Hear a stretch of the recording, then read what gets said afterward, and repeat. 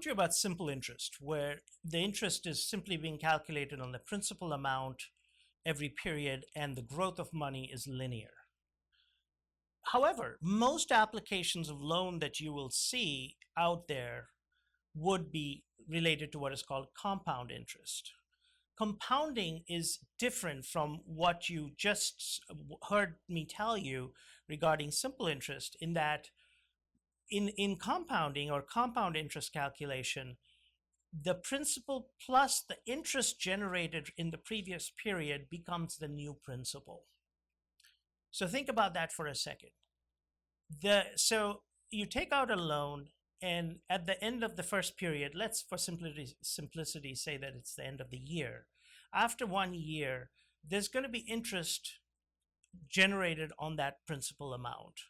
So for period 2, the starting point is the principal plus the interest generated on that loan amount after the end of the first period is collectively going to become the new principal for the second period. When you consider it that way, you can see right away that the growth of money is going to be nonlinear. In fact, it's going to gradually accelerate and have an exponential growth property, which you see in that graph on the side. So unlike a linear growth, which simple interest is, compounding makes the money grow non-linearly. And that is typically what you see out there when you talk about loans.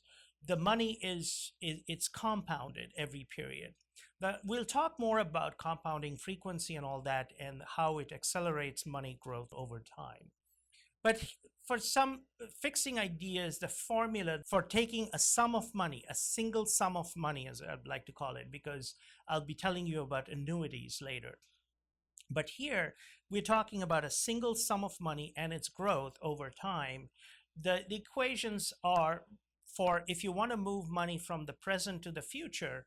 So FV is future value of money, present value is PV, and then I is the interest rate, and N denotes the number of periods you're moving it to.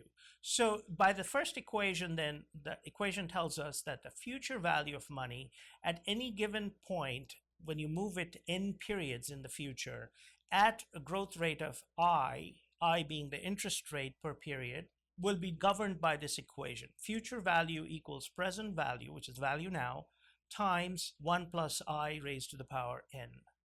Okay. Similarly, if you have money in the future that you wish to compute the value at the present point in time, so you want to calculate the present value where you know the future value, what it becomes. So if you're given that amount, which is the FV, then FV divided by 1 plus I raised to the power N gives you the present value, its value currently. So that's the discounting.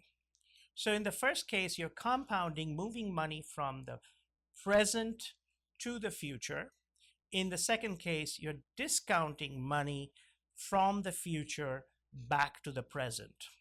It's essentially the same equation. If you notice carefully, you'll see that it's the same equation.